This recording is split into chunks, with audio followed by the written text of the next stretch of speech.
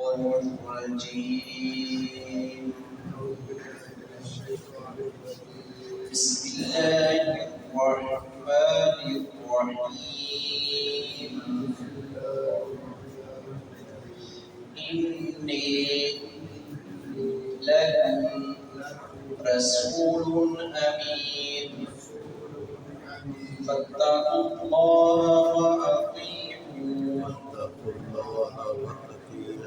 وما أسألكم عليه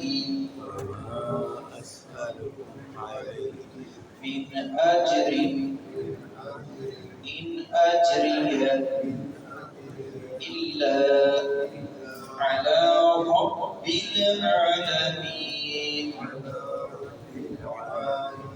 أتتركون فيما هاهنا آمنين في جنات وعيون وزروع ونخل طلعها هضيم قوم سمود کا تذکرہ شروع ہوا ہے۔ دیگر اقوام کی طرح ان کا بھی غلیظ اور گندا رویہ رہا ہے۔ حضرت صالح علیہ السلام اس قوم کی طرف مبعوث کیے گئے تھے۔ وہی الفاظ جو حضرت نوح علیہ السلام نے، حضرت ہود علیہ السلام نے اپنی قوم کو کہے، وہی حضرت صالح علیہ السلام نے الفاظ ارشاد فرمائے۔ ان کو واضح طور پر ان کی کہنے پر اللہ رب العزت نے موسیٰ بھی دکھایا، انہی کا تذکرہ قرآن کریم میں کئی ایک مقامات پر ملتا ہے، لیکن واضح معجزات دیکھ کر بھی انکار پر ہی رہے۔ تو اللہ رب العزت نے کسی بات کا تذکرہ کیا۔ حضرت صالح علیہ السلام کہنے لگے کہ یہ نعمتیں تمہارے پاس ہمیشہ ہمیشہ کے لیے نہیں رہیں گی۔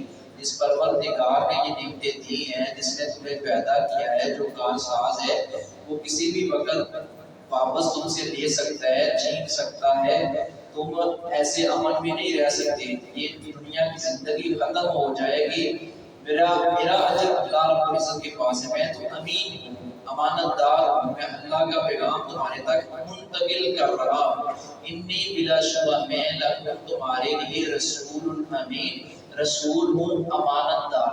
رسول اور نبی سارے کے سارے امین اور امانت دار ہوتے ہیں۔ یہ قوم کو واضح کرنے کے لیے کہ شاید ان کے ذہن میں ہو کہ ان کو کوئی اپنا ذاتی مفاد ہے، یا کوئی نعوذ باللہ خیانت وغیرہ کریں گے، ان کے پاس وہاں کچھ ہوگا، تو فرمایا کہ نہیں، میں اس کا سچا پیغام رسول ہوں، نبی ہوں، تو میں امین بھی ہوں، اس کی اوپر پہرا دینے والا ہوں، اس میں ٹنڈی مارنے والا نہیں۔ فاتقوا اللہ وأطیعون، لہٰذا تم اللہ سے ڈرو اور میری اطاعت کرو۔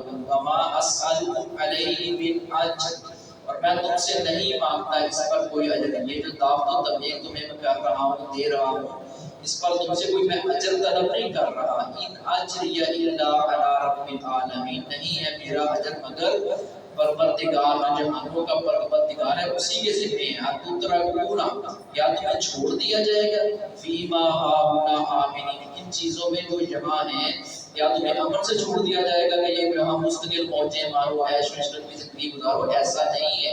فی جنات وعیون، یعنی باغات میں اور چشموں میں، وزروع، اور کھیتوں میں، باغات میں، چشموں میں، کھیتوں میں، ونخل، اور کھجوروں میں۔ باغات میں حالانکہ تذکرہ آ گیا ہے، تو باغات میں یہ سارے جو ہیں وہ پودے، یہ درخت ہوتے ہیں جن کے اوپر پھل فروٹ لگتا ہے، یہ اللہ کی نعمتوں والے۔